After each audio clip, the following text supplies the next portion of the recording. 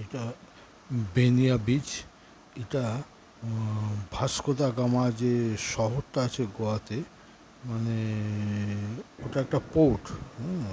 গোয়ার সবচেয়ে বড় পোর্ট বলুন বা হ্যাঁ, সেই মানে ভাস্কো দা গামা স্টেশনের জাস্ট পেছনে, মানে ওটায় হেঁটেও যাওয়া যায়, না হলে এমনি গাড়িতে গেলে একটু ঘুরে যেতে হয়।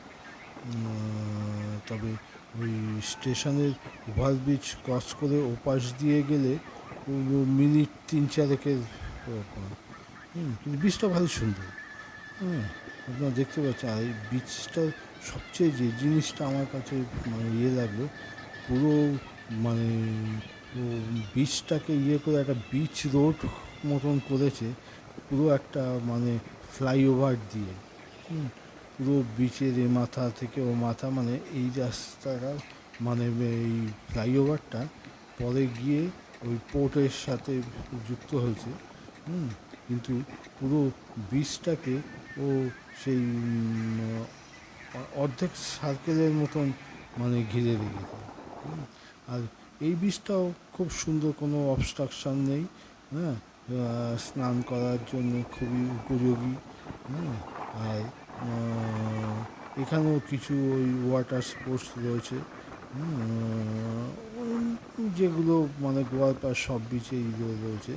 তবে ভাস্কোতে আরও 3-4খানা মাংকি বিচ টাংকি বিচ আরও আছে। তবে আমি এই একটা বিচে গিয়েছিলাম। আর শহরটাও মানে বেশ সুন্দর সাজানো গোছানো, মানে মতন। বরং মাঠগাঁওয়ের চেয়ে এই শহরটাই বেশি সাজানো লাগলো আমার কাছে। ছোট শহর, কাজেই মানে বেশ ভালোই লাগে মুহূর্তে।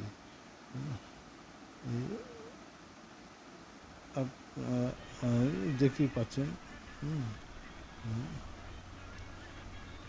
দূরে একটা দ্বীপের মতনও দেখা যাচ্ছে। জানি না ওখানে যাওয়ার কোনো ব্যবস্থা আছে কি না।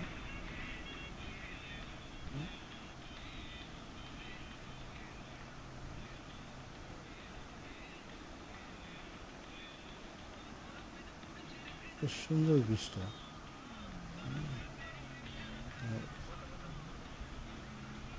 চারপাশ থেকে বেশ দেখা যাচ্ছে। আর এই ওপরে যে ওখানে, হ্যাঁ, একজন পুলিশ বসে বসে ওয়াচ করছে, কেউ মানে ক্রস করে সমুদ্রে বেশি ঢুকে যাচ্ছে কি না, মানে এসব বিভিন্ন জিনিস নজর রাখছে। এখানেও মানে লোকাল লোক স্নান করছে, এমনি যারা ঘুরতে ফুরতে এসছে তারাও স্নান টান করছে।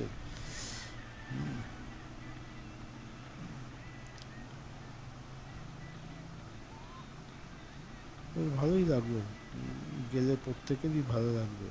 এই আমি এখানেই শেষ করলাম।